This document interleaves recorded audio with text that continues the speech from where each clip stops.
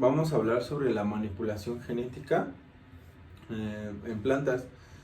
La construcción de plantas autosuficientes se puede utilizar, en nitrógeno, fundamentalmente en cereales proteicas de ingeniería genética. Podrá tener lugar en un plazo de 5 años y su comercialización a comienzos de la década del 90, todo lo cual permitirá eliminar gran parte de la demanda de productos fertilizantes en el mundo, según manifestó el profesor David Hope, director del Departamento de Genética de la Universidad de East Anglia, durante el Congreso de Genética Molecular, celebrando recientemente en León. Las actuales investigaciones en las que participa un equipo de 10 científicos están siendo financiadas por la administración británica e incluyen la manipulación genética en otras especies vegetales para hacerlas resistentes a determinadas plagas y enfermedades, enfermedades que a su vez son innecesarios en el uso de pesticidas y su cultivo.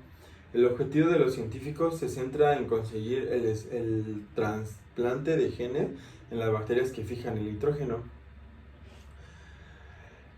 en aire a plantas que precisan para su crecimiento en grandes cantidades de abonos emocionales, entre ellas el trigo y el maíz, con el fin de lograr especies híbridas de alta rentabilidad. En la actualidad se está investigando dónde se localizan esos genes y cómo se regulan, así como los vectores agentes biológicos que permitirán su trasplante a las especies vegetales naturales.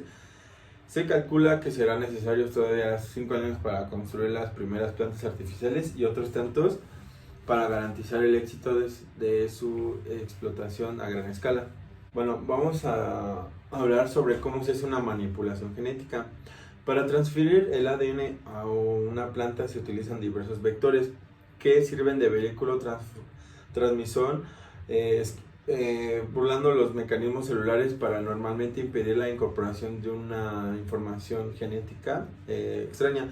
Los vectores más utilizados son los plásmidos bacterianos, pequeñas moléculas circulares de ADN presentes en muchas bacterias, que tienen como gran facilidad para migrar y recombinarse. Las bacterias utilizan para intercambiar información genética. También se utilizan virus mutilados en los que se ha eliminado la información genética potencialmente dañina, que tienen una gran capacidad invasora y pueden incorporar su propia información genética al ADN de la planta.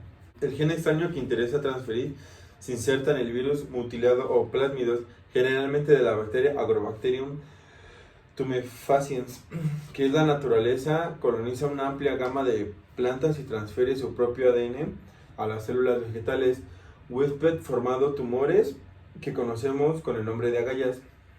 A continuación se infecta un cultivo de células vegetales con el virus recombinante o con cepas mutiladas, portadoras del plásmido con el transgen. También se pueden introducir el ADN extraño en las células mediante microinyección o mediante electroporosis. O también se puede hacer el bombardeo de microproyectiles, recubrimientos de plásmidos recombinantes.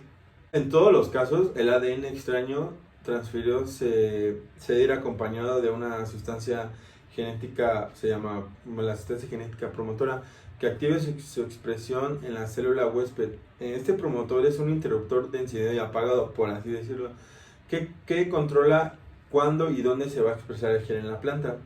Los promotores más utilizados en ingeniería genética proceden de un virus, como ya lo habíamos mencionado, y son promotores muy potentes, dado que su función es activar el gen extraño que va a burlar los mecanismos de regulación de la célula huésped. Hasta la fecha, la mayoría de promotores son constitutivos que activan el gen durante todo el ciclo biológico de la planta y en la mayoría de tejidos. Además de la información genética que interesa transferir a la planta, y dado las tecnologías de ingeniería genética tienen un amplio margen de error para poder seleccionar las células vegetales transformadas, se insertan en un vector, que ese vector es un gen llamado marcador.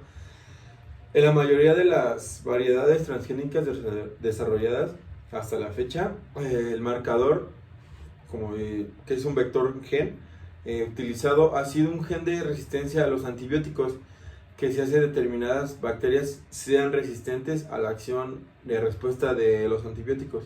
De hecho, más del 99% de las plantas transformadoras mediante ingeniería genética han de ser eliminadas, dado al desarrollarse aparecen rasgos aberrantes no intencionados ni deseados, según reconocen las propias compañías biotecnológicas, que es la última fase del desarrollo de las plantas transgénicas.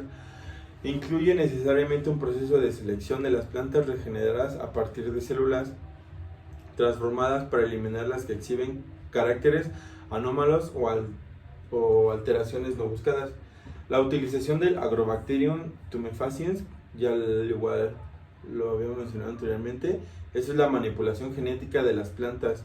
Supone también el riesgo de consideración, ya que la bacteria es difícil de eliminar de las células transformadas, pudiendo servir de vehículo de transferencia genética horizontal desde la planta transformada a otras bacterias o células, incluso las células humanas.